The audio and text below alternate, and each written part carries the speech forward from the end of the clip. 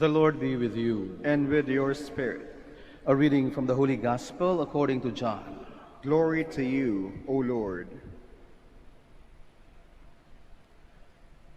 The disciples said to Jesus, "Now you are talking plainly and not in any figure of speech. Now we realize that you know everything and that you do not need to have anyone question you. Because of this, we believe that you came from God." Jesus answered them, "Do you believe now? Behold, the hour is coming and has arrived, when each of you will be scattered to his own home, and you will leave me alone. But I am not alone, because the Father is with me. I have told you this so that you might have peace in me. In the world you will have troubles, but take courage. I have conquered the world." Brothers and sisters, the Gospel of the Lord. Praise to you, Lord Jesus Christ. Please be seated. Ano ba ang laman ng ating mga dasal? Maliban siyempre sa dapat pasasalamat sa Diyos. Sapagkat narito tayo ngayon, binigyan tayo ng isang araw pa, ng isa pang pagkakataon para mabuhay, para baguhin kung ano ang dapat baguhin at i-improve kung ano ang dapat i-improve at pagbutihin kung ano pa ang nalalabing mga panahon na meron tayo at itama kung ano man ang pagkakamali na meron tayo. Subalit maliban sa pasasalamat sa Diyos, kadalasan ang laman ng ating mga dasal ay pagsusumamo. Pagsusumamo sa Diyos na tulungan tayo sa maraming problema na meron tayo, na minsan nararamdaman natin sunod-sunod ang mga problema natin. Lahat tayo, no? Lahat tayo sa mundong ito. No? Habang tayo ay tumatanda, habang tayo ay tumatagal sa mundong ito, ay parang dumadami rin ang ating mga problema. Parang hindi na uubos ang ating mga pagsubok, hindi na uubos ang ating mga suliranin. Parang araw-araw na lang, no? Pagkatapos ng isa, ay meron na namang darating isa. Bakit ganito ang buhay sa mundo? Bakit may problema? Bakit may pagsubok? Hindi ba pwedeng madali na lang lahat ang buhay?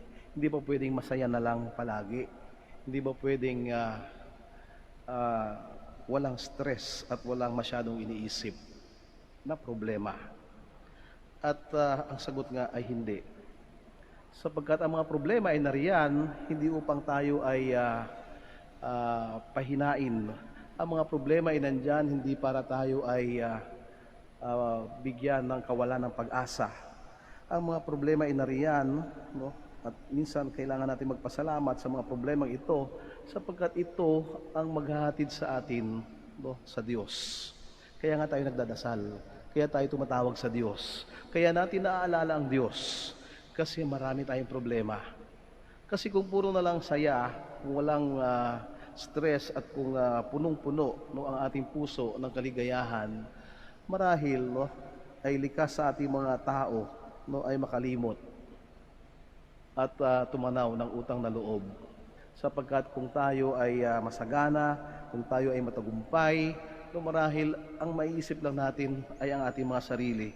Kasi magaling ako, kasi matalino ako, kasi mahusay ako. Lahat ito ay dahil sa kagagawan ko. Kapag ka maganda, matagumpay at masagana.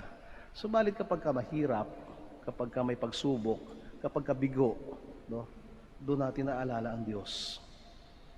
At tinatanong natin siya, bakit? Bakit ganito? Bakit sa akin mo binibigay lahat ng ito? At maliban sa pagtatanong natin sa Diyos tungkol sa mga binibigay niyang papasanin sa atin, no? Doon din tayo nagkakaroon ng totoong pakikipag-ugnayan sa Kanya. Na unti-unti ay tinatanggap natin, unti-unti nagkakaroon ng linaw, no, ang mga bagay-bagay. Sapagkat sa dulo nito, no, sa dulo ng mga problemang ito, tayo ay lalabas, no? Or we will emerge, no, victorious, stronger than ever before. At ito ang mga dahilan at makabuluhang dahilan kung bakit may mga problema at mga pasanin sa mundong ito. At ito rin ang laging paalala sa atin ng Diyos. Kung gusto mong sumunod sa akin, kung gusto mo talagang makapiling ako, sumunod ka at sumama sa akin. Pasanin mo ang iyong krus araw-araw. At sumunod ka sa akin. And even in today's gospel, the Lord reminds that again. In the world, there will be troubles. And this trouble should not let your heart down. No, do not let your heart be troubled because of the troubles that you have. Then the Lord tells us, He said, take courage. Huwag kayong panghinaan ng loob. Tatagan niyo pa ang inyong kalooban. No, suungin ang lahat ng pagsubok na ito nang may pananalig. I have been into the world and I have conquered that. These are the words of Jesus in the gospel today. I have been in the world and I have conquered the world. So take courage. I have won victorious over whatever pains the world has given me. Kung may problema kayo, nagka-problema din ako. No, kung nasaktan kayo, mas nasaktan ako. I have been there. I have done that. And I have emerged victorious. And so you will also emerge victorious in all this. Sapagkat sa totoo lang naman, no, kahit sa dinami-dami ng problema natin, narito pa rin tayo. No? Hindi naman nakakamatay ang problema unless we decide to end our lives because of the problems. Because we keep worrying about the problems, but we have not really worried about solutions. The real way not to deal with our problems is not really to deal with the problem, but to look for solutions. Because solutions are just there. God sends us every solution to our every problem. And yan ang ating kapwa. No? Kaya nga minsan meron mga tao na sinasabi natin, you are an answer to my prayer. No? Ikaw ang sagot sa aking kahilingan. Ikaw ang sagot sa aking problema. Kung pwede ang taong yun ay ikaw. Kaya nga minsan ang sarap ng pakiramdam kapag tayo ay nasasabihan, salamat sa iyo. No? Ikaw ay sagot sa aking mga problema.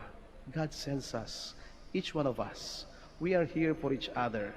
But the most important thing is, God is with us. In fact, after we have celebrated the ascension of Jesus yesterday, there is a promise. And in the next Sunday, this coming Sunday, that promise is coming to us. The promise of the Holy Spirit. The celebration of Pentecost. The Holy Spirit to guide us. The Holy Spirit to enlighten us. The Holy Spirit to lighten up the burdens that we have.